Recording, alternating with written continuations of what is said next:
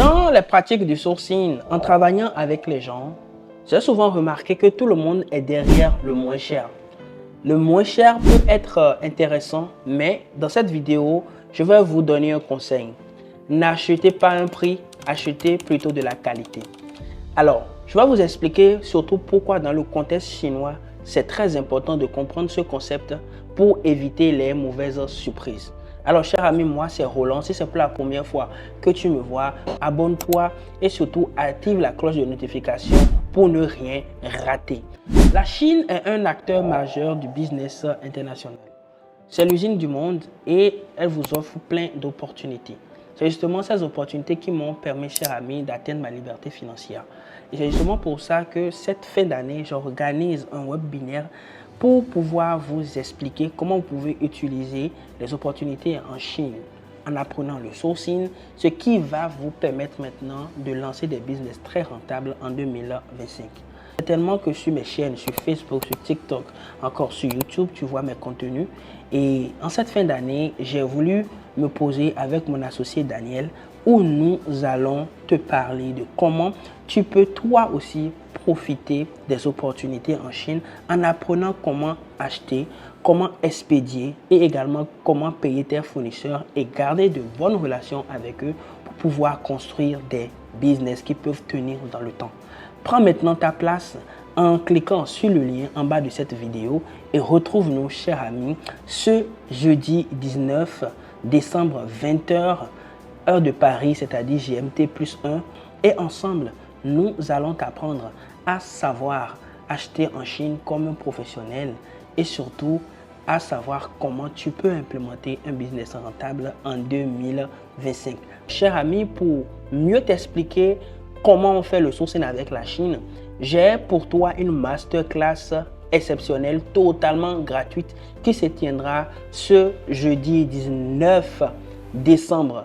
Va maintenant dans la barre de description, va maintenant sécuriser ta place et surtout, rassure-toi que tu as bien enregistré la date dans ton agenda au travers du lien que tu vas recevoir dans ton mail. Regarde souvent tes mails parce que nous allons te faire des relances. Alors, nous rentrons maintenant dans le vif du sujet. Alors, pourquoi c'est important, cher ami, de ne pas tomber dans le piège du prix? Alors, quand vous tombez dans le piège du prix, cher ami, en avant les dégâts. Et pourquoi la Chine est capable de vous donner n'importe quel prix?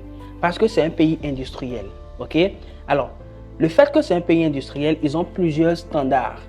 Et les Chinois ont commencé par faire les jeux de prix à cause du comportement des consommateurs. Alors, je vais vous donner un exemple tout simple. Quand vous êtes, par exemple, chez un artisan, je dis n'importe quoi, hein, vous êtes chez un menuisier, en Afrique par exemple, et vous parlez, il dit, je vais te faire cette chaise-là à 25 000 francs CFA. Alors, vous venez, vous négociez avec lui, vous lui demandez de vous faire la chaise plutôt à 15 000 francs CFA. Entre-temps, lui-même, avec 12 000 francs CFA, il pouvait faire la chaise, mais il était en train de faire de la surenchère. Donc, il y a ce comportement déjà que nous avons à faire de la négociation à notre manière, que nous pensons est souvent universelle. Donc, du coup, nous apprenons à débattre les prix de n'importe quelle manière. Alors, il faut savoir quelque chose. À la différence de nous, par exemple, quand je prends le cas de l'Afrique, la manière dont nous réfléchissons pour pouvoir faire les prix n'est pas du tout la même chose au niveau des Chinois. Alors, quand le Chinois vous dit, par exemple, mon produit est à 12 francs CFA, il faut savoir qu'il avait déjà fait ses calculs, il sait combien va lui coûter la matière première et quand il met 12 francs, c'est parce qu'il sait déjà qu'il a une petite marge. Dans la mentalité des Chinois, ils ne sont pas sur de la surenchère, mais plutôt dans la quantité. Le Chinois, en réalité, quand il trouve le prix de la main-d'œuvre, il trouve également le coût de la matière première, il met juste une petite marge parce que déjà, il faut savoir, les Chinois, ils sont très nombreux. Donc, ils regardent toujours en volume. C'est justement pour ça que la meilleure stratégie pour acheter moins cher en Chine, c'est d'acheter du volume. Ok? Donc, ne tombez surtout pas dans ce piège-là parce que quand on a commencé par infiltrer le marché, il faut savoir que surtout dans les marchés de Guangzhou, dans les endroits que fréquentent beaucoup les Africains, ce qui est quand même dommage, c'est que nous avons appris à compromettre la qualité pour pouvoir avoir des prix très bas.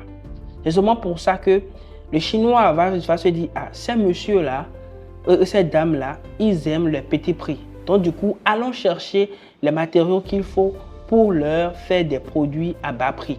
Vu que ce sont des personnes très intelligentes, ils aiment faire du business, ils ont créé le standard africain. Alors, c'est ce qui a fait que beaucoup d'hommes d'affaires viendront en Chine, par exemple, pour fabriquer des produits de piètre qualité et l'envoyer sur le marché, ce qui a parfois changé la perception que nous avons de la norme chinoise. Pourtant, que ce qu'on nous vend n'est pas de la norme chinoise. La preuve est que beaucoup de produits que nous utilisons en Afrique, on ne les retrouve jamais en Chine. Je vais vous donner des exemples de marques chinoises qui sont très répandues en Afrique, mais qu'on ne retrouve pas en Chine. Des marques comme Intel, comme Tecno, toutes ces marques-là, petites marques, qui ont été pensées voilà, pour répondre à nos besoins, vu que nous n'avons pas forcément le pouvoir d'achat, ou plutôt nous avons présenté un marché qui n'a pas un fort pouvoir d'achat. Les Chinois ont créé un autre standard qui n'est pas dans les normes européennes, qui n'est pas aussi dans les normes chinoises, mais qui est devenu une norme de compromission, voilà, pour pouvoir répondre à des demandes. Donc du coup, beaucoup d'hommes d'affaires se sont enrichis énormément avec ça. Par exemple, des gens peuvent venir au niveau de la Chine pour pouvoir prendre des pièces détachées et amener des pièces détachées de Chine de mauvaise qualité. Justement parce qu'ils vont demander aux Chinois des prix tellement bas et même parfois même l'obliger à aller chercher des équipements qu'ils ne devraient pas forcément utiliser dans ce type de process pour pouvoir avoir des prix très faibles où eux, ils peuvent avoir des marges très augmentées. Ce qui va se passer, c'est que en Afrique, comme aussi au Moyen-Orient et également même dans les pays de l'Amérique du Sud, les Chinois vont commencer à jouer à des jeux très dangereux. C'est justement pour ça qu'aujourd'hui, il y a pour beaucoup de personnes qui sont réticents aux qualités chinoises parce qu'ils ne comprennent pas en réalité toutes ces choses-là. Alors, c'est pourquoi c'est très important pour vous d'apprendre le sourcing, d'apprendre c'est quoi un prix, de comprendre les rouages de business avec la Chine pour pouvoir tirer profit de ce marché qui est très intéressant, mais qui est aussi très risqué quand vous ne comprenez pas tout ce qui se passe derrière. Alors, je vais vous donner un exemple tout simple. Quand vous voyez un produit et quand vous donnez un prix, je dis toujours que le prix, c'est une résultante au fait. C'est une composante qui met ensemble plusieurs facteurs. Le coût de la matière première, le coût de la main d'œuvre et après le coût de la publicité, tout simplement. Alors, il est important pour vous d'aller acheter à la source au niveau des usines parce que vous avez la possibilité d'avoir de très bons prix et vous avez la possibilité également d'avoir un bon contrôle sur la qualité et parfois même augmenter en fonction de ce que vous voulez. Mais généralement, ce que beaucoup font, c'est qu'ils diminuent pour pouvoir avoir des prix faibles. Alors, ne jamais acheter moins cher. Moi, je pense que c'est ce qui est important sur le marché chinois, c'est toujours acheter au bon prix. Alors, comment reconnaître le bon prix? Il faut juste poser des questions claires à votre fournisseur. C'est seulement pour ça que, voilà, dans un contexte plus global, quand vous voulez acheter un produit, moi, je vais vous demander d'avoir une spécification claire de ce que vous voulez et de comprendre ce que vous voulez impliquer dans votre produit. Je donne un exemple tout simple. Il y a des clients, par exemple, quand ils vont te contacter, ils vont te dire, moi, pour tel produit, je veux que le fournisseur réponde à telle norme. Okay? Je veux que telle condition soit remplie, je veux que tel équipement soit utilisé, ainsi de suite. Donc, dans ce cas-là, on a une feuille de route. Alors, comment établir cette feuille de route-là? On établit cette feuille de route-là en ayant déjà une connaissance de ce qu'on veut acheter. Là, je suis en train d'aller trop loin. Alors, quand nous allons rester tout de suite, pour toi et moi, ou pour n'importe qui qui ne comprend pas forcément toutes ces choses, comment fait-il pour pouvoir acheter à un bon prix et surtout de la qualité? Il suffit tout simplement de demander à votre fournisseur les différents paliers de qualité qu'il a. Et il va vous dire, les fournisseurs chinois sont très transparents, il va vous dire, ça, c'est à tel prix, beaucoup plus consommé sur tel marché. Ça, c'est à tel prix, beaucoup plus consommé sur tel marché. Et généralement en Chine, vous avez le high quality, vous avez ce qu'ils appellent le cost effective et vous avez le médiocre. Le cost effective, c'est quoi? C'est ce qui est voilà, d'une qualité plus ou moins bonne et à un prix intéressant. Et le médiocre, c'est vraiment le médiocre, c'est ce qu'il ne faut pas acheter. Alors, les gens vont me dire ici, on voit des choses, est ahurissante sur des plateformes. On voit des choses également dans les China Mall, justement parce que beaucoup d'hommes d'affaires, même chinois maintenant, qui viennent en Afrique, viennent avec le mindset qu'on les a éduqués, qu'on les a donnés au fait sur le marché. Donc, la réaction des Chinois ne veut pas dire que la Chine ne produit que de mauvaise qualité, mais ce n'est que la réponse à ce qu'on les a toujours demandé. Alors, comment il faut maintenant faire pour ne plus continuer dans ces élans-là? C'est justement apprendre à faire le sourcing en Chine. Alors, chers amis, il faut éviter les compromis. Alors, pour pouvoir éviter ces pièges-là, il est important pour vous de vous faire accompagner, il est important pour vous d'apprendre étape par étape et même parfois planifier des voyages en Chine pour mieux comprendre le contexte dans lequel vous êtes. La Chine, c'est un marché très impressionnant du fait de sa flexibilité, mais cette flexibilité également peut être dangereuse. Maintenant, je veux vous parler de la réelle norme chinoise. En réalité, la norme chinoise est supérieure aux normes européennes. Quand vous aurez le temps de venir en Chine, et ceux qui vivent en Chine ou bien ceux qui ont déjà fait un tour en Chine peuvent vous dire cela en écoutant ce que je suis en train de dire. Vous voyez, le produit que le Chinois lui-même consomme est nettement supérieur à ce qu'il fabrique pour l'extérieur, quel que soit le marché, même sur le marché américain, même sur le marché européen qui a des normes qui selon eux sont des normes des standards premium. Il faut savoir que même pour les téléphones iPhone tout simplement, ce que les Chinois eux-mêmes consomment est nettement en avance que la version américaine par exemple. Ça, c'est quelque chose que beaucoup ne savent pas. Mais en ayant l'expérience d'utilisation, vous allez comprendre qu'ils vont donner beaucoup plus de solidité à la version chinoise qu'à la version américaine, par exemple, parce que c'est l'exigence du marché chinois. Donc, dans un contexte où il y a plusieurs usines, il faut savoir que la compétition est très grande. Et sur les plateformes comme 1688 ou sur les plateformes comme Taobao, il faut savoir que le consommateur est le roi. C'est lui qui dicte la loi. S'il n'est pas satisfait, il peut vous renvoyer votre produit gratuitement et reprendre son argent sans aucun problème. Alors, il faut savoir que les Chinois sont très critiques, ce qui est tout à fait normal.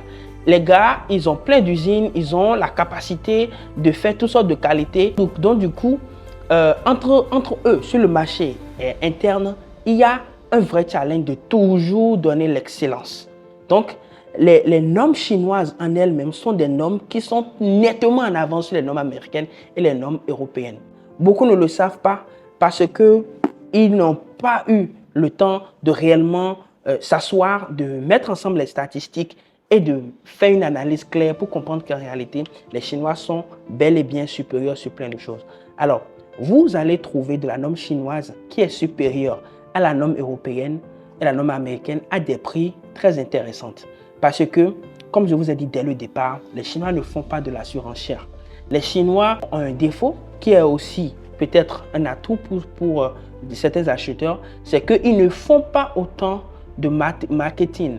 Ils ne vendent pas autant de prestige que les marques européennes comme les marques américaines qui, en réalité, font le prix en fonction de la manière dont ils peuvent toucher votre sensibilité et non de la qualité de leurs produits.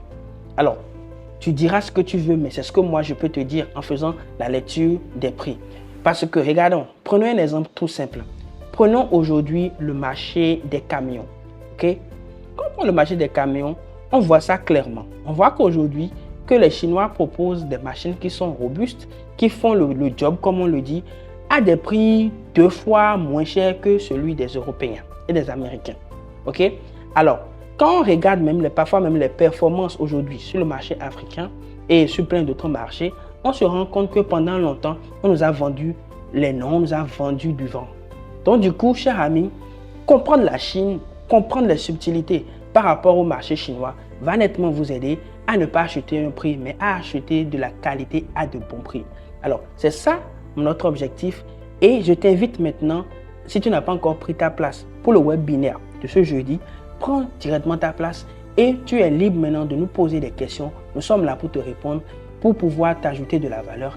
Et ensemble, chers amis, je vais t'expliquer avec mon partenaire Daniel comment tu peux acheter de la Chine de A à Z pour pouvoir lancer un business rentable en 2024. J'espère que tu as compris. Si tu n'as pas encore tout compris, ce n'est pas grave. Rendez-vous à jeudi. On se dit à tout à l'heure.